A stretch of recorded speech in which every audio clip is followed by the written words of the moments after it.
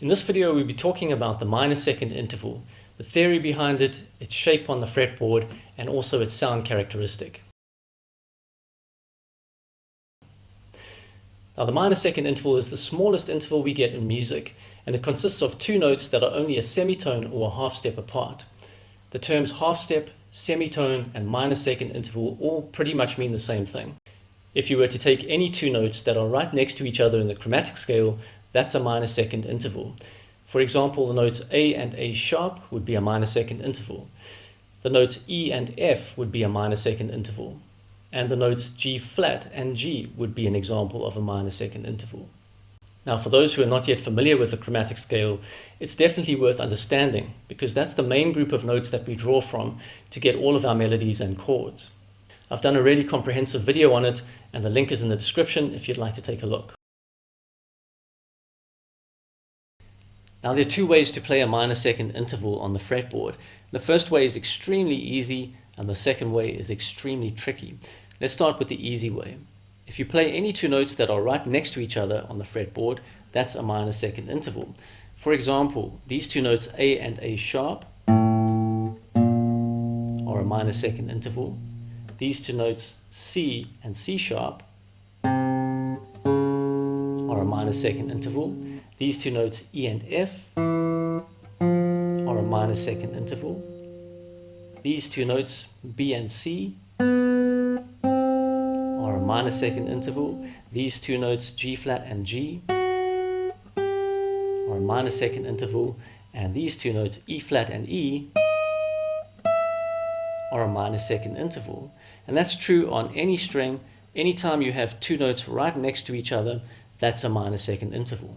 The second way to play a minor second interval is to play it on two adjacent strings and requires a huge stretch of 5 frets, and that's why it's so tricky. For example, if you want to play a minor second interval from the note C on the 8th fret of your low E string, this one, you'd go down one string to the A string and back 4 frets, 1, 2, 3, 4 to the note C sharp, and there you've got your minor second interval, C and C sharp. The shape is the same on the A and the D strings with these two notes, F and F sharp, for example.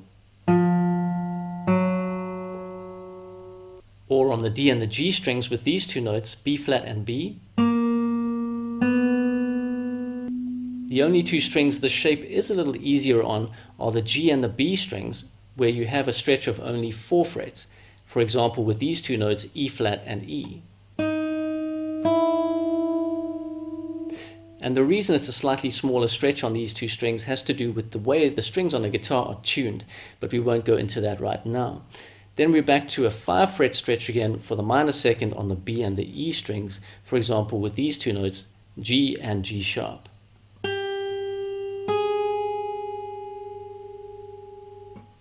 Now, if you play the two notes of a minor second interval one after the other, it's called a melodic minor second interval. If you go from the lower note to the higher note like this, that's called an ascending melodic minor second interval. And if you go from the higher note to the lower note like this, that's called a descending melodic minor second interval. If you play them both together like this, that's called a harmonic minor second interval.